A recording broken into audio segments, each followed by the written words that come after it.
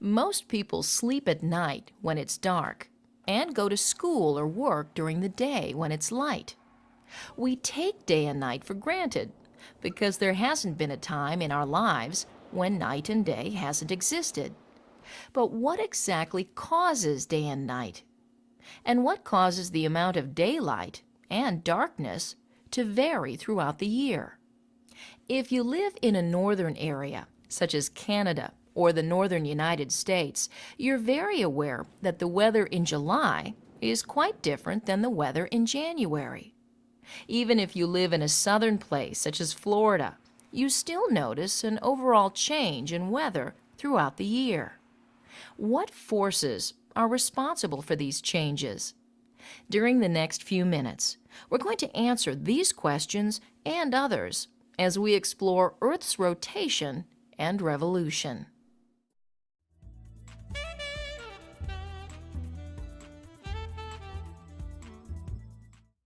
When watching a sunrise, is the sun moving or is the Earth moving relative to the sun? This is not an easy question to answer. In fact, for thousands of years, people thought the sun and other planets in our solar system moved around the Earth.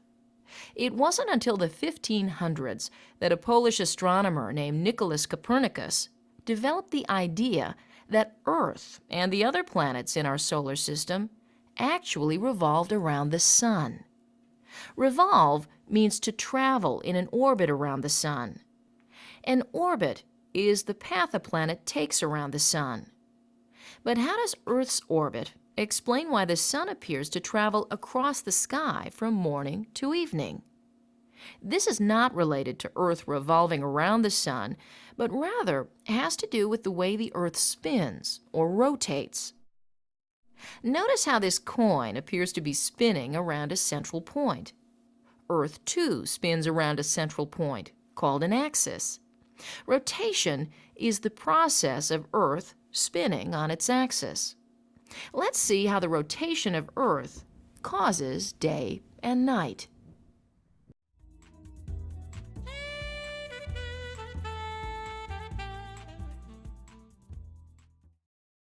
Stand still for a moment. Do you feel Earth spinning? Of course you don't, but depending on your location on Earth, you could be rotating as fast as 1,600 kilometers per hour. That's faster than a jet plane. We can't feel ourselves spinning because the planet on which we stand is so massive. But we can see the result of Earth spinning when the sun rises and sets. Earth rotates around an imaginary line called an axis, which goes through Earth from the North Pole to the South Pole. Earth makes a complete rotation on its axis every 23 hours and 56 minutes, which we commonly round up to 24 hours. You decide. What do we call one 24-hour rotation?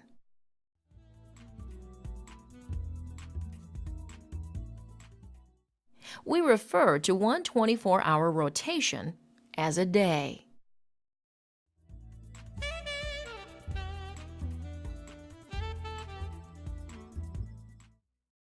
We just described how Earth is always rotating on its axis. At the same time, Earth is also revolving around the sun. In fact, Earth is moving through space around the sun at the remarkable speed of 109,000 kilometers per hour. Even at this high speed, it still takes Earth a year, or more precisely 365.25 days, to make a complete revolution around the sun. Notice that 365 is not an even number. There's 25 1/100ths of a day extra for every revolution of Earth. Over 4 years, this adds up to 1 extra day.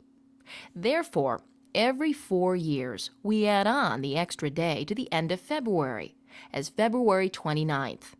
When this extra day is added, we call it a leap year. So every 4th year has 366 days and not the usual 365.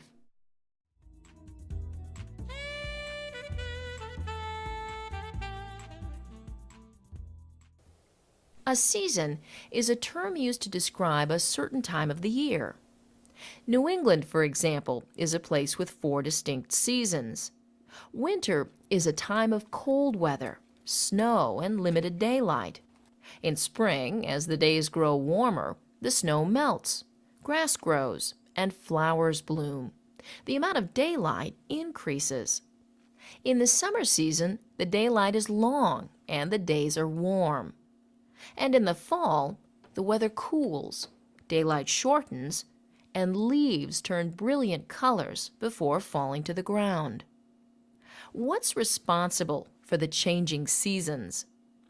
As we mentioned earlier, Earth is not positioned with the poles straight up and down, but rather is tilted on its axis at an angle of 23.5 degrees. As Earth revolves around the Sun, its axis always points at the same angle, but the direction it points relative to the Sun changes. Throughout the course of the year, different parts of Earth are angled more toward the Sun than at other times of the year. Therefore, different parts of Earth receive varying amounts of light and heat throughout the year. North America receives less daylight due to the fact that the axis is pointed away from the Sun. The winter season begins.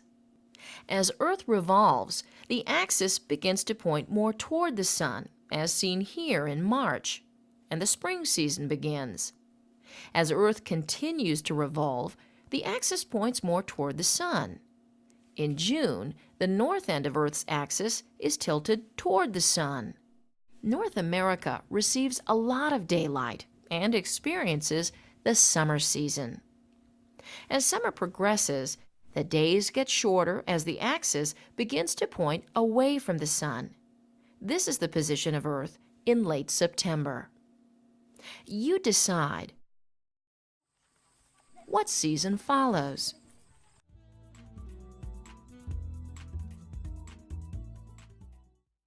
That's right. The fall season will take place over the next several months as the days shorten and grow cooler in North America.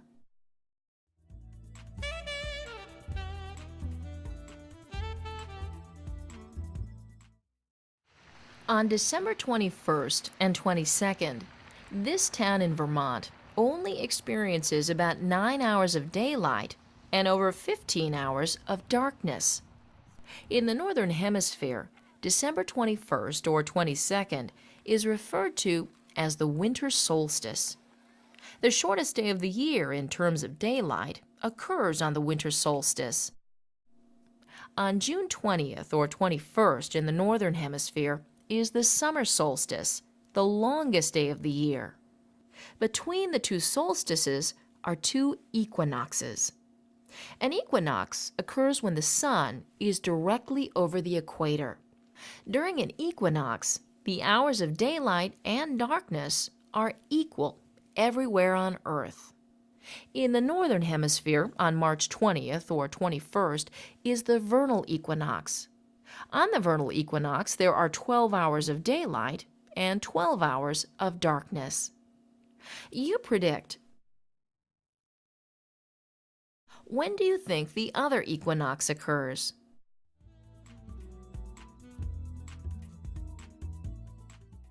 That's right. It occurs halfway between the summer solstice and the winter solstice.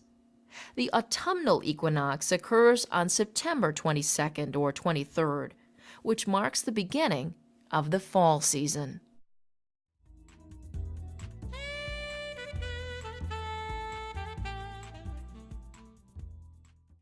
During the past few minutes, we've explored the fascinating topic of Earth's rotation and revolution. We discussed how Earth revolves around the Sun in an orbit, and that a single complete revolution takes 365.25 days. We then explored how Earth rotates on its axis every 24 hours, giving us day and night. And we discussed how the tilt of Earth on its axis, at an angle of 23.5 degrees, accounts for the different seasons. In summer, the northern hemisphere is tilted more toward the Sun, providing long, warm days. whereas in winter months, the northern hemisphere is tilted away from the sun, giving rise to shorter days and cooler temperatures. Last, we discussed that the winter solstice is the shortest day of the year in the northern hemisphere, and the summer solstice is the longest day of the year. The equinoxes occur halfway between the two solstices, when there are equal periods of darkness and daylight. So, the next time you admire a sunset or notice the change in seasons, think about some of the things we've discussed during the past few minutes. You just might think about Earth's rotation and revolution a little differently.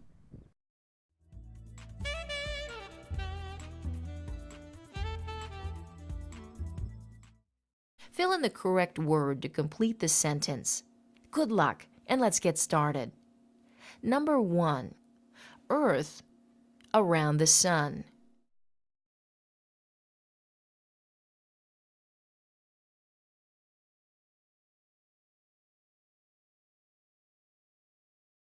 Number 2.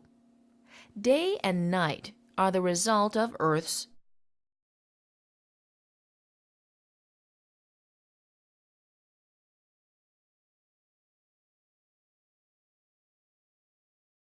Number 3. Seasons are the result of Earth toward or away from the sun.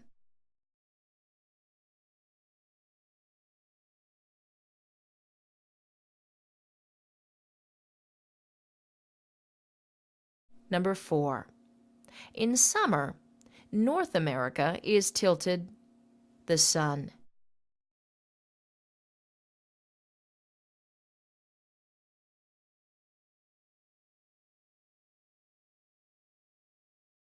Number 5.